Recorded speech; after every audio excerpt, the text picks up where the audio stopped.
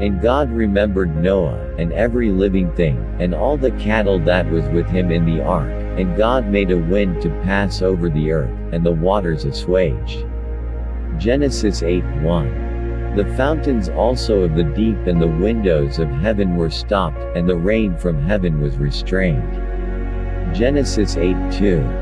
And the waters returned from off the earth continually, and after the end of the 150 days the waters were abated. Genesis 8:3.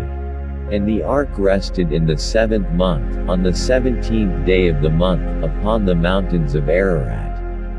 Genesis 8:4.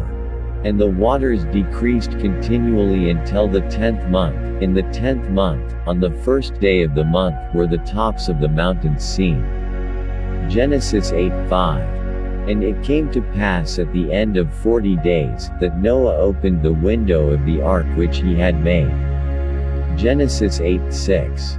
And he sent forth a raven, which went forth to and fro, until the waters were dried up from off the earth. Genesis 8:7.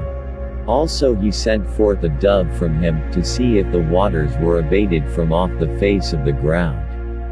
Genesis 8:8.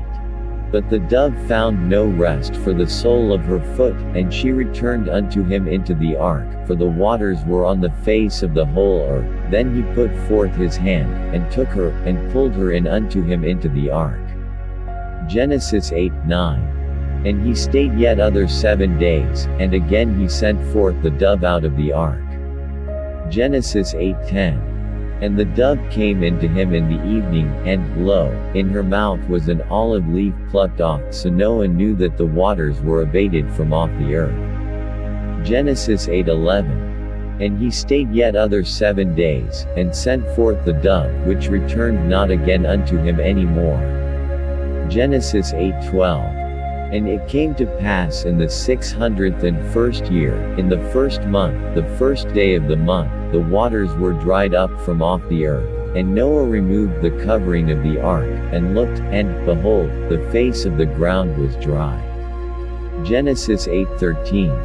And in the 2nd month, on the 27th day of the month, was the earth dried. Genesis 8:14. And God spake unto Noah, saying, Genesis 8:15. Go forth of the ark thou, and thy wife, and thy sons wives with thee. Genesis 8:16.